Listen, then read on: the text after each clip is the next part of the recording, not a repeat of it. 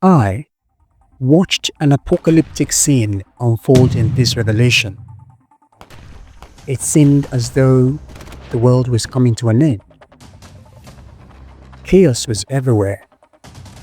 Planes crashed, helicopters fell from the sky, the earth quaked violently, and thunder and lightning struck the tallest religious towers, both churches and mosques, chipping off their pinnacles. It was a gloomy world, and yet, in the midst of all this destruction, a queen emerged from her house, a modest one-story building, and began to walk gracefully through the scene. She was dressed in a white wedding gown, and despite the looming danger all around, she was completely unmoved, calm, composed, full of grace. Ahead of her was a narrow path that ascends into the heaven, and she walked it steadily, for it led directly to a throne situated in the heavens. Upon that throne was a spirit, waiting for her to arrive. Into this spirit she must sit, merging with it, as though it is her spirit husband, her divine bridegroom. But this spirit is indeed her spirit, the spirit whose soul she is, and from whom she came to earth. Only by reaching that throne could she become Queen of Heaven and take her place in rulership over the entire universe, with all worlds within it subject to her reign.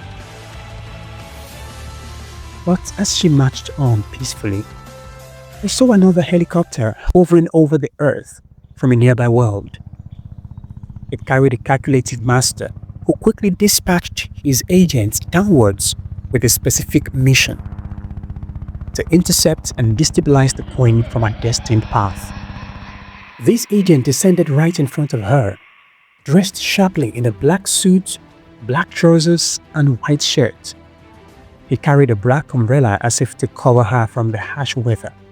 Not that the queen needed any sheltering from the gloominess of the world, she moved with grace. Like a polished gentleman, he approached the queen and spoke to her warmly. "May I take you into the eagle's eye and into the shadow of his wings?" She blushed. His words and tone of speech acknowledged her majesty.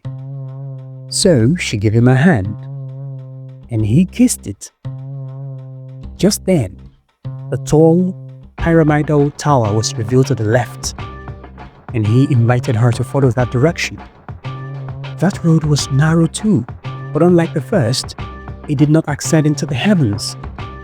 Instead, it promises to secure her a place among the world powers, among the global elite. This promise excited her tummy. She was enticed to go there with him. But I could read the mind of this deceptive agent.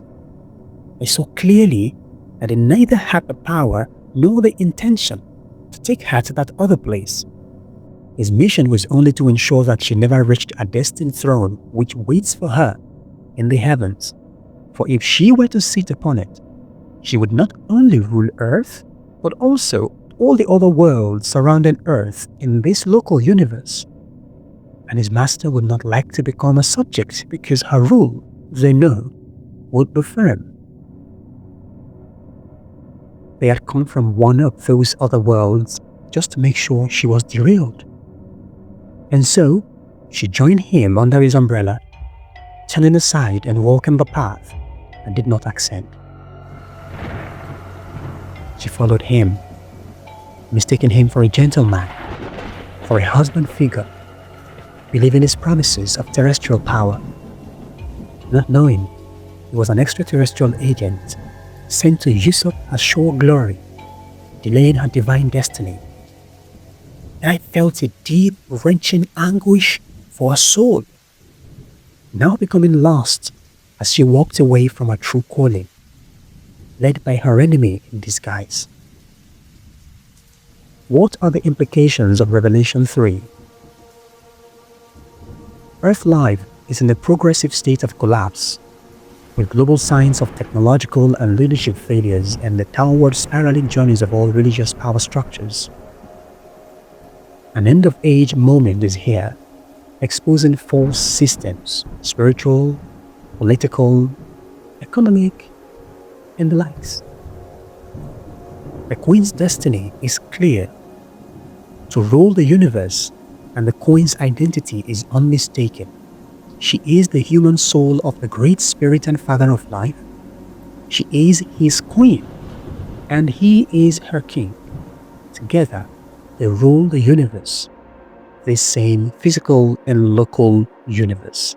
The dressing of this Queen, the human soul, symbolizes her readiness to meet and merge with a righteous King. Her mission is upward by ascension. Her destiny is not to be trapped on planet Earth, but to rise and reign eternally after ascending to a spiritual throne. She will not be a pagan queen of heaven like those in human history whose claim to queenship is merely political and is ridiculed with petty fights and sexual wars. The original soul of humankind is the true bride, pure and holy, and this was the same soul type that Jesus Christ embodied and personified on earth. She remained aligned with our prime Heavenly Father, the Great Spirit of life and the King of existence. The human soul of Jesus Christ walked this ascension path, not a religious path. And by walking the same path, each human soul will become a universal spiritual ruler as Jesus Christ now is. The collective human race was nearing this soul-to-spirit union before the extraterrestrials showed up to confuse their journey as a race. The counterfeit gentleman is a trickster, an agent of deception from another world within our local universe. He came to deceive, to distract, and to delay humankind's destiny. Through his pretend leadership, humankind was offered false relevance and promise of global achievement, technological advancement, and a machine civilization, drawing humankind away from all that is to be natural, majestic, and truly graceful as private spiritual beings. The eagle's eye is the pretend all-seeing eye of the technological powers, cosmic satellites, and other magic crafts through which all human lives are currently monitored by those who have sold their souls out to the extraterrestrial agent's agenda. And while the enemy's eagle eye is too blind to see the intent of the human heart, human leaders and nations keep misleading the human race, and the true powers of the human spiritual intelligence is deeply sabotaged through dependence on artificial intelligence. The shadow of his wings indicates that the agent's extraterrestrial master is an angelic being already known to humankind as a fallen angel or a dying cherub. What most humans do not know about this entity is how he fell and what became of him since then. The dying cherubs or fallen angels are humanity's cosmic siblings, through whose leadership their cosmic worlds have fallen from being a spiritual race to become a technological race. Thus, any race of people who constantly substitute their inherent spiritual graces for technologies, embracing materialism as an alternative narrow life path to divine destiny, is a fallen spiritual race for sacrificing all that is natural and divine to embrace vanity. All fallen worlds and beings have left the way of our Great Spirit Father to become worldly powers. They include members and nations of the present human race, who through the leading of so-called advanced nations have joined technologically civilized bandwagon of fallen angels within our universe. Unplug their technological powers and they will perish in an instant. But the original and true human race was never designed to become slaves of technologies. On their own, they had survived all manner of cataclysms through their spiritual intelligence. Now you know the real meaning of fallen angels and fallen worlds, not the silly meanings given by religious myth-makers. The human race is divinely destined to govern this local universe in oneness with the Christ. And who is Christ? It is the original spirit that was predestined, enthroned and appointed to become the human spirit long before the human species came to be, meaning Christ is the original spirit of all true human beings who are still alive today. And it matters not whether these people buy into the world's religious bullshits. Christ is born, never made. The Antichrist seduces the human soul through offerings of false civilizations, which is a rejection of spiritual progress, a tricky way to make people prefer globalization to their autonomous spiritual authority, which is not only natural but divine. When agents of colonization stepped into Africa, they came offering the same lure of technological advancement while demonizing true spirituality.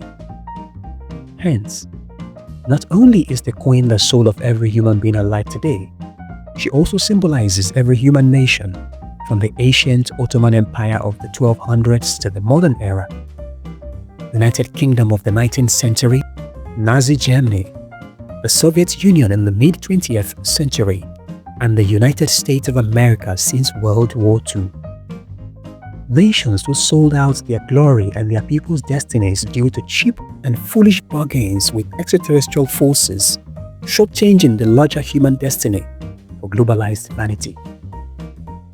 Joining the agent under his dark umbrella initiates an intimate false protection and a false covenant between the human race and the extraterrestrial planet. Walking the terrestrial narrow path, believing she is still in alignment when she is no longer ascending, is her acceptance of futile religion over true spirituality. She fell into spiritual adultery. In the obscured religious state of humankind today, the coin also symbolizes the true church or gathering of the prophetic remnant, the few ones who continue to walk in true spirituality as Jesus Christ once did on earth. But not the religious ones claiming to be Christians, Muslims or Jews while worshipping a fallen angel. The religious church has already traded a spiritual union with Christ for terrestrial influence on the world. She is happily married to worldliness, divorced from true righteousness and giving birth to antichrists. Only in returning to her ascension path will she and her progeny survive the Great Reset and their final tests, after which the successful shall be divinely coronated and reign forever. If you need further help distilling the messages in this revelation, or if you desire to explore further insights which you might have, my arms are open to hear and share in your journey, the Shepherd Way.